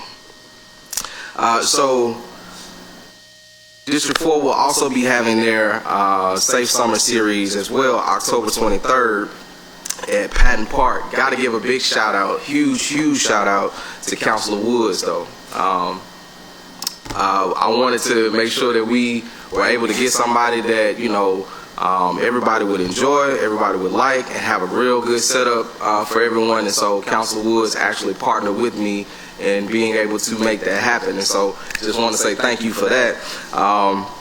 October 23rd, 2022 at Patton Park at 5 p.m. we will have the Connection Band coming out, giving us good vibes. We will have the artists who I'm actually excited to hear more so than anybody, Dominique Posey. If you have not heard Dominique Posey sing, like, you finna get your whole life together, man. He gonna really take you there. And then we will have Silk to close us out. So yeah, man. I don't know if the population go up or whatever. So yeah, man, we gonna have us a good time, and so I'm excited about it. So October 23rd, Patton Park. Come on out, have a good time. We're gonna enjoy ourselves. Yeah, there we go. Councilor Moore. Thank you. Councilor Clark. Thank you, Madam President. You know, as Councilor Abbott was talking about our calendar and all the things, the minutia on it, I remember when you first became a city councilor, you used to go to everything, everywhere, all over the city, not just in your district. And I admired that so much. And now I have to counsel myself. You don't have to go to everything. Always doing that self-talk. You don't have to say yes just because somebody, because it's quite a lot. And, you know, to Councilor O'Quinn about the railroad, I mean, everything we've done so far is a miracle, through you, through your advocacy and work. So we will be conjuring to make sure that we can go further. So I just, you know, we got to pray and we got to get something done. This is like moving a mountain, like the Bible talks about. So we need everybody's faith and prayers. I also want to congratulate my council colleague, Krista Smitherman, along with Common Thread, Build Up, All for One, and other services co-located in the newly renovated and recently opened Titusville Cultural Center. I told her I'm claiming it as mine because it's on the west side and it's big. It's huge. It's on 6th Avenue South and it's so beautiful, and I know she'll talk more about it, but it's just an example of what you know, the collective impact several nonprofit groups can have when they come together to serve the community. So if you haven't heard about it, you got to hear about it and go see it. Neighborhood meetings tonight, we've got Bellevue Heights. I know Johnny Gunn was here earlier. The neighborhood president, we're meeting today at 6:30 p.m. In person at Brown Elementary School. And if you need to attend virtually, you can call my office at 205-254-2304 to get the dial-in information. And if you plan to come in person, be sure to wear your masks. Also, the Parks After Dark series, all good things have to come to an end. So we're in that last week of the Parks After Dark series as part of the city's Safe Haven initiative. I think this week is at Memorial Park at 6 p.m. That would be Thursday of this week at 6 p.m. Remember, it's free family fun for all ages. Also note that the Park Board will keep right on going with other activities as part of the Safe Haven initiative at area recreation centers around the city. One such youth program will take place today at Central Park Rec this afternoon at 3 p.m., facilitated by Women Under Construction. For more information about these activities as part of the Safe Haven initiative, please call the Park Board at 205-254-2391. And Councilor O'Quinn already talked about the asphalt paint party at Center Street and 8th Avenue, and I just want to reiterate and encourage people to volunteer. The volunteer goal is pretty lofty. It's like 75 volunteers. So if you're thinking, oh, they don't need me, they need you. And the shifts are only 2 hours. It's from 10 to 4. It's it'll be a unique way to express your inner artist. So come on out to Smithfield and I guess that's the intersection of Smithfield, College Hills, and Greymont. So you can be in 3 neighborhoods at one time. Oh boy. Just depending on what part of the street you stand on. Also, pleased to announce that with support from our friends at Freshwater Land Trust and Starbucks, I'm happy to announce the District 8 walking group. We're going to walk every Thursday at 8 a.m. at the Crossplex. We'll meet at the Starbucks to get a little stretch in before we walk. We've got a 1.5 mile loop sort of measured out, but we welcome all paces, and there's no registration required. Just show up every Thursday at 8 a.m. You can sleep with your sweats on, so you can be ready to roll. Are you looking for a change in your career or looking to start one for the first time? If so, please join the Housing Authority of the Birmingham District for their 2022 Employment and Community Resource Fair. That's taking place this Thursday, October 13th from 10 a.m. to 2 p.m. at the Bill Harris Arena at the Crossplex. This is a time for the Housing Authority's residents and other members of the community to meet employers from some of the biggest names in the country like Amazon, FedEx, Alabama Power, Shipped, and many, many more. So be sure to come professionally dressed and be ready to pitch yourself, as some employers will be conducting interviews on the spot. Thank you. That concludes my remarks. Thank you, Councilor Clark. Madam Pro Tem. Thank you, Madam President. The Cultural Center, as Councilor Clark mentioned, it's amazing. And really it's kind of more of like a fitness center, honestly. So A1 is a nonprofit, kind of like a gym, and it was really amazing to see actually in one of our neighborhoods something like an Iron Tribe. That's what it reminded me of. It had assault bikes, it had rowers, it had the squat racks. You never see that. Squat racks. It was just really nice, and a big basketball court, and they had baseball nets, and so I think that's really good for our kids of color to go there and have the opportunity to have a new facility, and just people in the neighborhood to encourage, exercise and everything. So it was amazing. And David Scott, young Black guy who actually lives in the neighborhood, so this was his vision. So I'm really excited for this to happen. So thank you, Councilor Clark, for coming. Zion Star Missionary Baptist Church, located at 254 3rd Avenue Southwest, will be hosting a community health fair this Saturday from 10 to 2. The District 6 Annual Career Fair will be held this Friday from 11 to 2:30 p.m. at Memorial Park Recreation Center. Some of the employers that will be there are Regions Bank, Alabama Power, Protective Life, Cahaba Medical, the Air Force, and others. So make sure to bring your resume.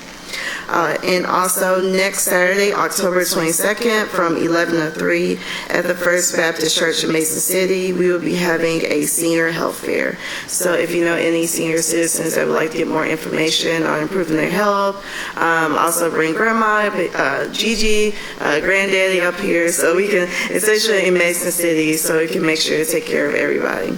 The District 6 office will have our Classic Street Market Sunday. This will be next Sunday, October 23rd, from 1 to 5. So come there first, and then you can go over to Patton Park and go to the concert. So that will be very, very good Sunday.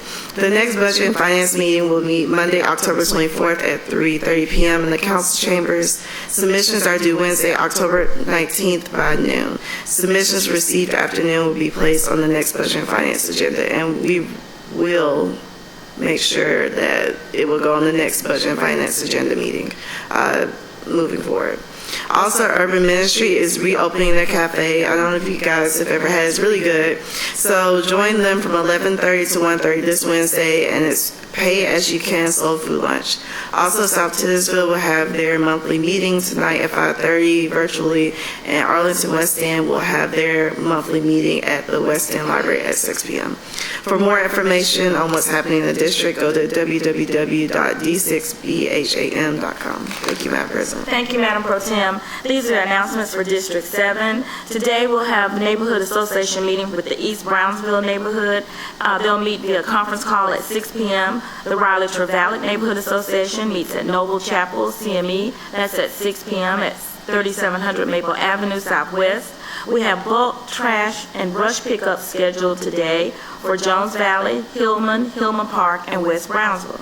On Wednesday, October 12th, there's bulk trash and brush pickup for Oxmoor Valley, and that's the Sandridge area of Birmingham.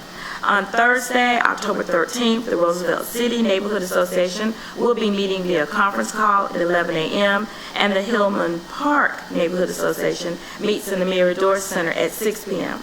It's homecoming week for the Winona Dragons. The Dragons will face the Fairfield Tigers at the Bill Culpeper Stadium at 7 p.m. There's also going to be some tailgating, vendors, opportunities for all the community to come out and support the Dragons. So again, that's this Friday, October 14th. If you have a missed pickup, please dial 311, notify 311 by calling 205-254-6312, or you can dial the D7 hotline, which is open 24/7 at 205-304-1797. There is some illegal dumping that's taking place, Chief, near the Galilee Baptist Church on Carver Avenue, and it seems to be, we appreciate you all, Public Works does go out continually and pick that up, but we've just got someone that just loves that spot, and we've got residents that are looking out and trying to monitor that, but we don't know if there are additional signs or anything that we could do, but that's Carver Avenue near Galilee Baptist Church. Thank you very much. Thank you. Those are all of the announcements. Councilor Moore, I think you had one other item you wanted to add. I just wanted to say that I would be remiss if I didn't acknowledge my neighborhood association presidents that are in attendance today. I think we have Ms. Willa Cole of Harriman Park and Brother Harry Giddens of Brownsville, and so just wanted to make sure that I acknowledge y'all. Thank you very much. Councilor Clark. I just wanted to sort of piggyback on what you were saying about the dumping, because we did pull off my no dumping signs that I was ordering. You know, I feel like we have to pick it up because it's so unsightly, but in doing so, we're telling people, oh, you can dump here, the city will pick it up. So one of the things I was hoping we could figure out how to do is how to sort of go behind our bulk trash crews. I mean, some of the trash is bulk trash. You know, it's a few limbs and some boxes that people are putting out, but some of it's obviously dumping. So if we could work in tandem with them to put the no dumping signs, to start to educate people that, yeah, we picked it up this time, but it's not okay to dump, because, you know, we see these hot spots that are just, they're dumping sites, but if the two activities could happen simultaneously, like, so when somebody comes back, they at least know they're not supposed to, even if, we're just trying to figure out something to discourage the activity. And now I've got to figure out how to get the signs because I didn't want the metal ones. I wanted the corrugated. Okay. Yeah. And we can work with Public Works and the mayor's team to see how to get those for you. Thank you very much. Thanks. Thank you. At this time, councilors will entertain the speakers list. We do have speakers that have signed up. I do want to remind you that you're given 3 minutes, and we'll start with the first speaker. Thank you.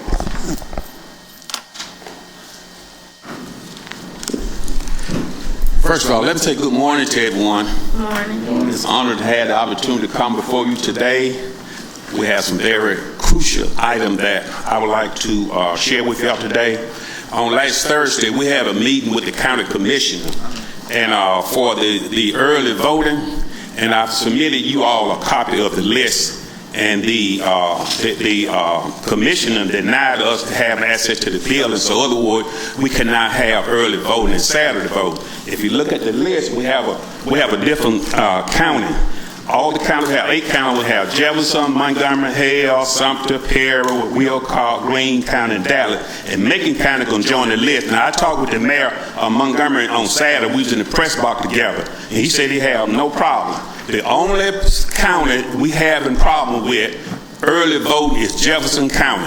So I hope this city council can go on record, do a resolution in favor of us having an early vote and a Saturday vote. If you look at the list, we had only 34,505 that voted absentee, and we had 1,833. I mean, in Bessemer, we had 14,332 that voted absentee. We had 1,475 that voted directly. So this is a very, very asset. And let me share this with y'all. When you start dealing with this voting process, you're going to have some difficult problems with me. Difficult problem because I stood in that tagline over there doing the long lines, and I registered over 20,000 new registered voters. I already have been to the University of Alabama. I've been to the West Alabama. I've been to Alabama State. I've been to UAB. All of those folks are beginning to get ready to vote and turning their application in. I got to meet with the University of Alabama this week to pick up their form. Anytime you dealing with the voting process, I'm going to come out of my grave to do this. And let me share this with you. We have, the 24th is the last day that you can qualify to vote. We have 30,000 registered voter names that have been purged from this voting list. That shouldn't happen. As soon as my new governor get in office, Yolanda Flower, we're going to have it set up for once you become a registered voter, your name would not be purged from the voting list. We have some serious situations when you become a registered voter and your name get purged from the voting list. So we in turn going to work on that. So it's very important that you take time and go to the poll to become a registered voter. October 27th is the last day that you can become a registered voter. Let me share this again. Voting is very passionate to me. Like I said, I've done the march 6 times from Selma to Montgomery. People had the right to vote. And out of all the cities we have, Jefferson County is the only city that on this list that didn't allow us to have early vote. Thank you. Again, thank you all so much here. Thank you. Thank you. Is it Willow Cole? Yeah.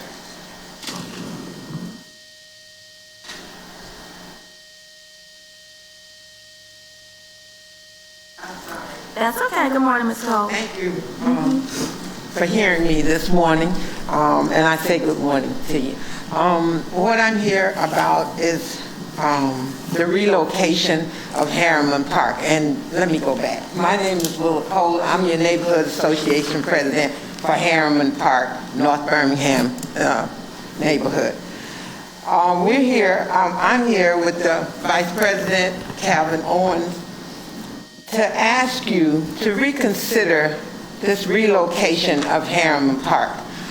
Some people want to move and they want to buy out but the majority of the people that live in Harriman Park, we don't want the buyout. We want to reconstruction our neighborhood. We want to build it up to make it better than what it is now. And the reason I'm asking you to reconsider this is because the majority of the people that live in Harriman Park are seniors. We've worked 30, 40 years and bought our homes, and to be relocated, it's like we're starting all over again. And we're asking you to please reconsider helping us to restore Harriman Park, not destroy Harriman Park. And the mayor made a statement that the environmental factors do not make certain areas livable, but we're fine. EPA was there. They moved the soil that was contaminated. They left in August. They told us that everything was fine, that we weren't dying. It's just the neighborhood is like deteriorating. Abandoned housing, overgrown lots. We need help with that. And so I'm here asking this $37 million that you're receiving to relocate us, can you take some of that? It's just an option. I'm asking you. Can you take some of that to help us restore our area so that we can live there? And that's our proposal. That's what we like to do. If the mayor and you decide that you can help us with this situation. Thank you. I thank you for hearing us. The Thank you, Ms. Cole. Vice President would like to say something. Okay. Also. Is this Mr. Owens or Yes, Mr. it is. Powell? Okay, hold on one second, sir. Thank you. Do have a comment. Yes, I just want to offer clarification. So the $37 million is not monies that the city has received. That's just the number that's been identified to move forward with the project that's been proposed. So just want to make it clear that there's not $37 million in the city of Birmingham's bank account for relocating people out of the Superfund site. Well, this is what this figure I'm giving you is what the news is reporting. Right. We don't have any information. No one Right. came to talk to us. I just want We're only telling you what they're telling us, and the people are getting excited, the residents, because not to take the buyout. They're getting excited because they think that we're being overlooked and that you're making decisions without even asking us what we'd like to know. We hear it on the news, but nobody's come to us to say, would you like to do this, or what would you guys like Yes, to do? ma'am. We're going to work together. That's all we ask. And we appreciate you for bringing this because it lets us know I won't say the misconception, but how the media or sometimes just information can get ahead of what's actually happening. I'll let Chief Sparks, because I know there has been some conceptual ideas or information that's being shared about what to do. So Chief Sparks. Sure. So the $37 million, as you all have referenced, it was calculations based on research that the staff did, and they were asked if we had unlimited funds, what would be a proposed resolution. So it was in the $30 to $40 million range, but that was an internal document. So that's why you saw what you saw on the news. And to your point about questions that you may have. Once all of the speakers have gone, we do have staff available to answer some of these questions that you may have about, like, where did that figure come from, the information that was shared with the news, like, what was that about. We do have them available to speak with you all after this meeting. Thank you. Thank you so much. Thank you. Next speaker, I think it's, I'm going to call your name, sir. Owens. We're going to go with Mr. Owens? Mr. Owens, go ahead. Yes, thank you. I'm Calvin Owen, the Vice President of Harriman Park Neighborhood Association. To the Mayor and to the City Council, we thank you for allowing me to speak this morning. And I think that I speak for a lot of our people in our community. When we heard the Mayor's speech about our neighborhoods, a lot of our citizens in our neighborhood was angry, upset, and they couldn't sleep because they were afraid of losing their homes and their properties. And we were very concerned about this issue. The citizens of North Birmingham have been victimized with the environmental injustice for years, and victimized by our health department by not shutting these people down that cause these problems. for we have been addressed at Superfund site, but the reality is that all of North Birmingham at one time been contaminated and has been stigmatized with being contaminated. And for years our agenda was to get Bluestone shut down and to get our neighborhood cleaned up. It has been stated that this plant in our communities is one of the country's worst polluting plants on 35th Avenue over in North Birmingham. And if anyone should move, it should be this plant, for they can afford it, and not the poor people in our neighborhoods. And we ask you to consider this alternative. And in my conclusion, Mr. Mayor, we are not blaming you for this problem, but we realize this problem lay at the door of our governors, our presidents, who have allowed this contamination to continue for nearly a century ago. One president withheld fundings for regulators to curb coke plant emissions. Another president mandated strong emission control, but failed to enforce these new guidelines. It's been stated that in 2001, the EPA had loosened its control of the pollution from the coke plants. And so we have been victimized once again by our political leaders. And so we ask you to stop the victimizing the poor people in our neighborhoods and considering destroying their homes that they have invested so much and give us the respect that we deserve, and what every citizen in this country wants is clean air, clean soil, and clean water. And our thoughts are for those who want to leave our community, and we wish them well and wish them happiness. But we want you to consider what we had to say this morning. And thank you, for giving us this opportunity. Thank you. Next speaker.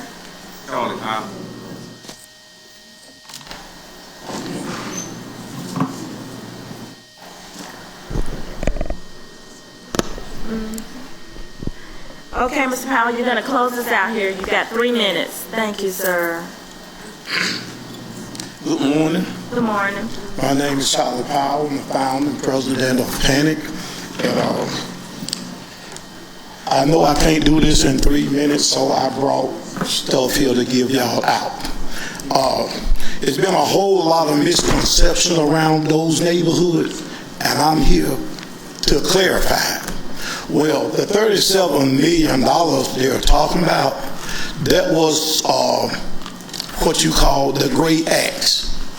You know, this is what they was asking, but the city of Birmingham has never reacted to it. So I don't know where all this misleading information come from, and that's why I'm here today. And I would like, if I can, to have a meeting with you, Ms. President.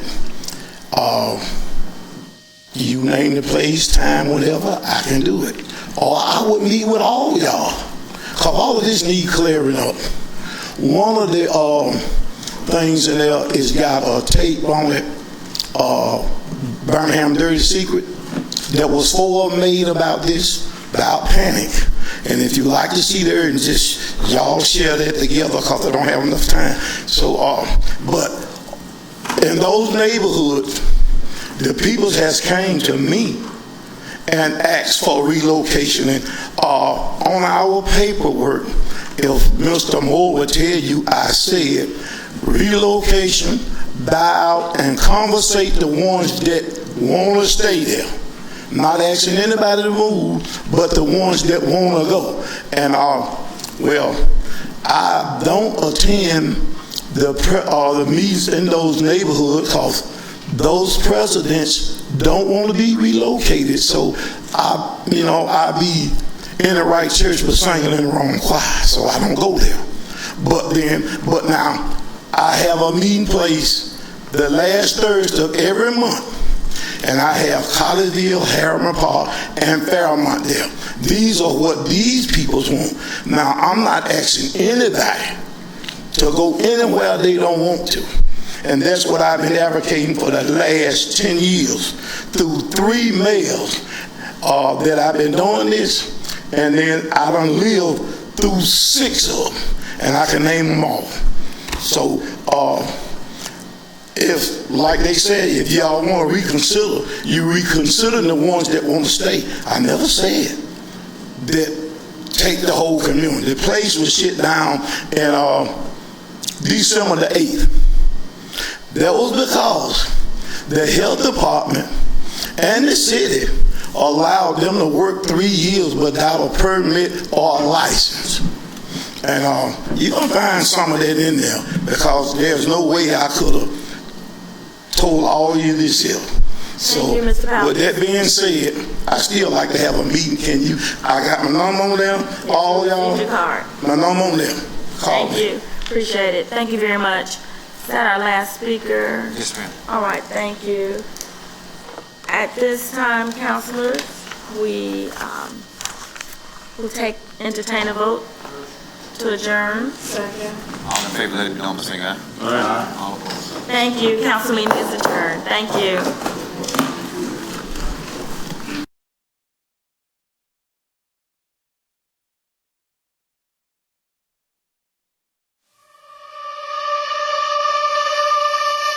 When we were young. So we're here today on the Hill at Ramsey High School, talking to the Ramsey Girls Empowerment Group with Ms. Watkins, our school board representative. And both of us were stuck on running free. We want this to be something that you enjoy to come in this environment and just talk with different professionals that are come for you and talk about experiences, even some experiences that you guys have been experiencing. Okay? I wish that you could see me now. And so we were just talking to the girls, just an open conversation about relationships, self-esteem, anger management issues, what does being a leader looks like, how to be a more effective leader. So it was really great coming back to my alma mater and really talking to these same girls I was saying these things all those years ago. Who feels like they're supposed to have an all-together relationship? To make sure that they're not alone and that, you know, there's someone else dealing with these same things. And also to see 2 young women who are in very successful positions, knowing that we weren't perfect, that, you know, we had obstacles and tribulations and trials, and that, you know, we're still going through those things now, and just how to give them some advice to make life just a little bit easier. Don't find your word in a man or a woman. And what I mean by that is you are so much more than that relationship that the whole school knows about. I think one of the hardest topics is always relationships, especially as well, because I think as women we have to continue to find our own identity outside of relationships, while also learning how to be a good wife or a good girlfriend or a good mother.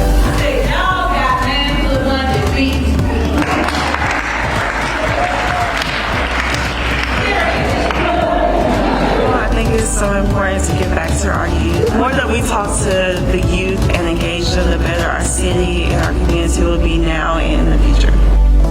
And for more from the Birmingham City Council, follow along with us on Facebook, Twitter, and Instagram. Stay safe, Birmingham.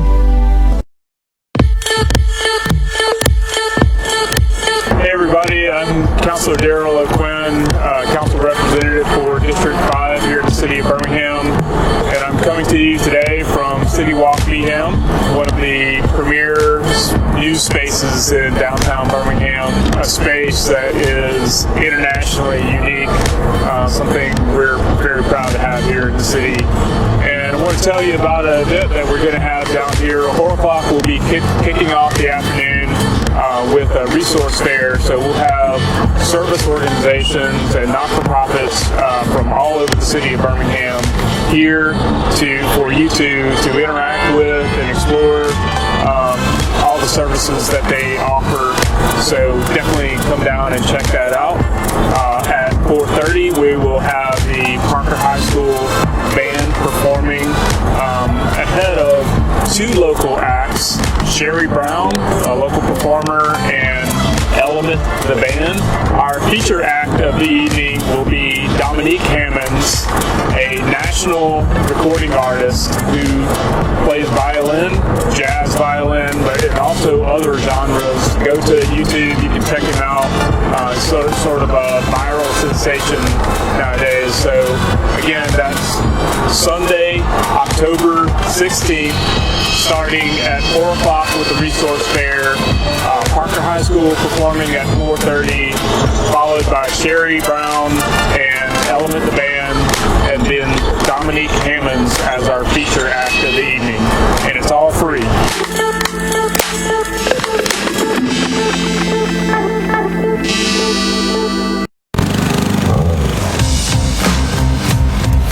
Everybody, Councilor Clinton Woods, we're out here in the district today doing something really unique, really special. We've talked a lot about cracking down on enforcement when it comes to city code and making sure everyone is in compliance, whether that be cutting grass, whether it be just keeping your property clear and clean. And so one of the things that has to go hand in hand with that is making sure that we're dealing with special situations and helping our seniors, helping our single mothers that may have some challenges in doing it. And so we're out today with Rebirth Community Church. They're volunteering, cutting grass. I'm excited. We're going to get started.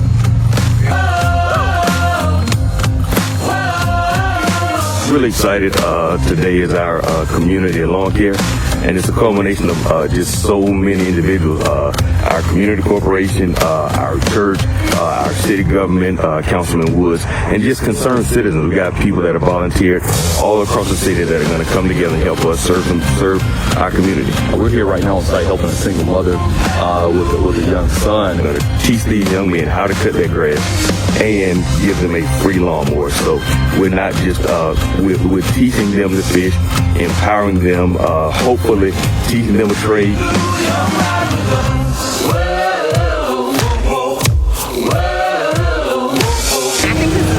Program. I think the program really hones in on young men learning how to do things other than what they're normally doing. So cutting grass is like a tool that they can use to make money. They can use it to beautify the home. So it's just like a learning tool or a skill that they can have. So I think it's really good. It helps me also to keep funds in my pocket. And it beautifies the home. So I actually love it. When I was about 16, I paid for my braces off of cutting grass. I had about 5 yards in my neighborhood. My dad bought me a lawnmower and it paid for itself, and it determined that this is what I ended up doing business as I grew older. That's awesome. And so our registration already closed for today, but we'll be back and we'll open up the registration and get all our volunteers. So everybody that cares about our community, cares about our city, come together. We just serve each other. We'll be checking back in on it, making sure you understand the maintenance process and things like that. But we're taking an issue, we're taking someone that we were looking to enforce, and then we're equipping them with the tools to kind of solve that problem going forward and solve that problem sustainably. And so that's what, when I think about community, those are the things that I think of, and very appreciative of Pastor Taylor, the work he does in the community, all the volunteers that are here today to really make this happen. And we're going to hit about 10 or 12 houses today. And so just an incredible impact on what community should stand for. And I'm just happy to be a part of it. And we're going to keep going, but learn how you can plug in more. We have to, residents are asking for more code enforcement.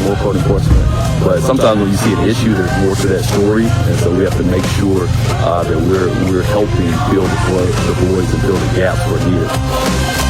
And for more from the Birmingham City Council, follow along with us on